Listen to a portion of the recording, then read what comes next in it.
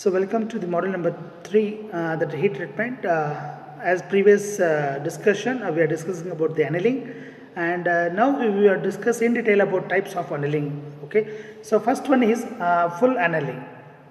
So what is mean by full annealing and how it is going to be processed? Okay, so in the figure you can observe that there is a term means the full annealing is used for the treatment that it involves the heating the steel to its austenitic state before the subjecting it to a very slow cooling. So as you seen in the figure, so we consider for the very slow cooling we are going to consider for this full annealing. So purpose why we have to do this full annealing. So to relieve the internal stresses or to improve the ductility and grain refinement. For this purpose we are doing the full annealing. So how it is going to be start this full annealing? Okay, the processes consist of that heating the metals, or if you take for steel, I am taking for the steel an example, above the upper critical temperature, that is A3, above the critical temperature A3. Okay, the line austenitic zone, okay, that critical temperature in austenitic zone, okay, here the critical, this is austenitic zone, and it holding it is there for a considerable time, and so that it becomes completely austenitic. So and then what happens, it is allowing to cool slowly in the furnaces. So what happened once the cooling is going to be done very slowly, and it is associated with the full annealing, it enables the austenite to what we call the decompose to form the following some structures. Okay, first one is that is perlite and the combination of ferrite. This structure is in case of hypoeutected steels. Okay, at the below term you can see the hypoeutected consider, that is ferrite and perlite. So this is what the reason blue color, that the hypoeutected steel, and further one more, that is the combination is a perlite and a cementite structure in hyper-eutected steels. This will be happens in a hyper-eutected steels.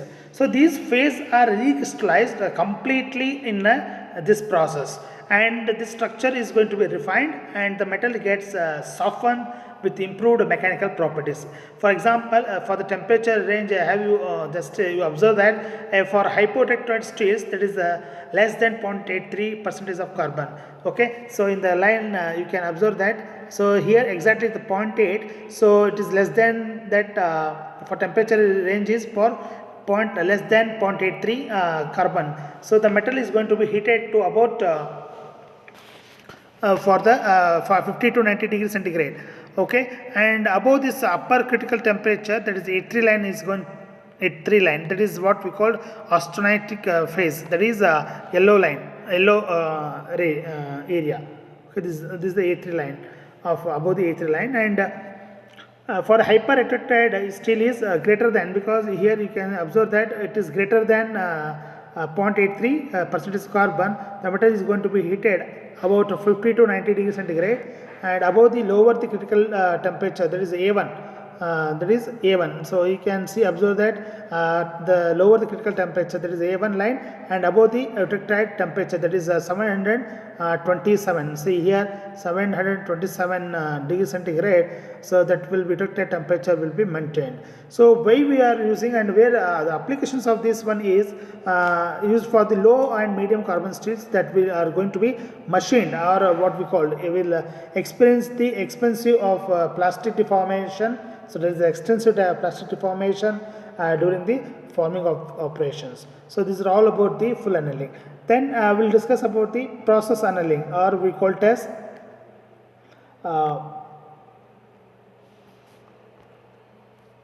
process annealing. So this process annealing is also we call it subcritical annealing.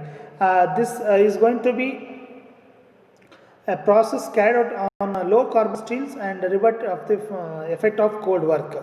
So that is soften or increase the ductility of a previously strained or worked hardened metals. Okay, that is cold work metals. So thereby it's permitting further deformations. So as you see in the figure, you can observe there is the area where it is going to be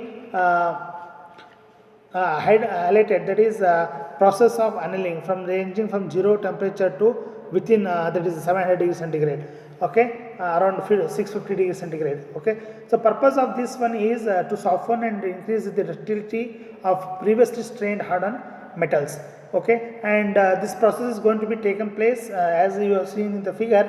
It consists of heating the metals in the range of 550 to 600, okay. So this is very important temperature range. So between the 550 to 650 temperature, just below the lower critical temperature, that is A1, okay, line, and this metal is going to be held at this temperature for certain duration, and it could going to be cooled, and it is slowly usually in air in order to soften the metal for the further cold working. And in case of wire drawing operation, this kind of process is going to be taken place. So where you are, it is used generally applications means cold working process which is having low carbon steels, like less than 0.3 percentage of carbon. So where the metals has to be made more ductile, and stresses have to be relieved for the deformation process to continue. So this is all about the applications of this subcritical annealing. And next we will discuss about the one more that is spheroidizing annealing, okay. Spheroidizing annealing, it is very important for the change in properties. This annealing is going to be applied to steel having carbon concentration greater than 0.3%, okay. So where there is a carbon percentage more than 0.3%, the effects of this heating it is going to be cause for cementite to assume a globular or spherical shape. That's why we call it as spheroidizing annealing. So, okay, so that's in the microstructure. If I seeing that cementite, it will be in the form of spheroidal like structure or spherical structure, and hence the name we call it as spheroidizing annealing. And this area below this LCT line, that is lower this line, you can observe that is 727 degrees centigrade. Below this, the spheroidizing annealing is going to be taken place. So in this, it is happening only between the hypercontractile steel and having perlite and cementite combinations. Okay, the why it is going to be done because to improve the machinability and facilitate to a subsequent of cold working operations. Okay, so the how it is going to be taken place, the process also is very important. So let us discuss how the process is going to be taken place.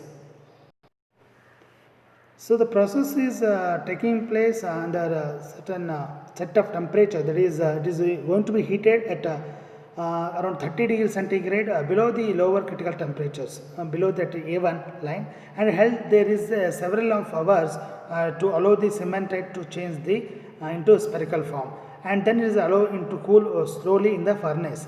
So as you see in the figure, they are taking mentioned in the lower temperature below that of 30 degrees centigrade, and the spheroid structure is desirable when the minimum hardness is going to be taken place, and maximum ductility and maximum machinability are also going to be required. So as I told, that is a cold working means the plastic deformation of metal at a temperature below that of its recrystallized. Okay, that is what we call it as that is cold working. So this is about the spheroidizing annealing, and also the stress relief annealing also one kind is there. That is why we are used for this is to eliminate the or we have to minimize the internal stresses arising from the some object. For example, suppose you take plastic deformation during the machining and grinding, that is also one of the stress relieving annealing. And one more, that is a non-uniform cooling for metals, and that was also it is processed or fabricated at different elevated temperature, and such as we called as a casting, welding, okay, other process. This is all about different types of annealing, and which are going to be used for the formation of different properties. And also phase transformation that is going to be induced upon the cooling, wherein that parent and product phases are going to be different densities. And why they are using first stress relieving elements? To remove the internal residual stresses. Okay, the purpose of doing this is the internal stresses are going to be relieved to a major extent and without loss of strength and hardness of the material. For that purpose, that is the stress relief annealing also to be made.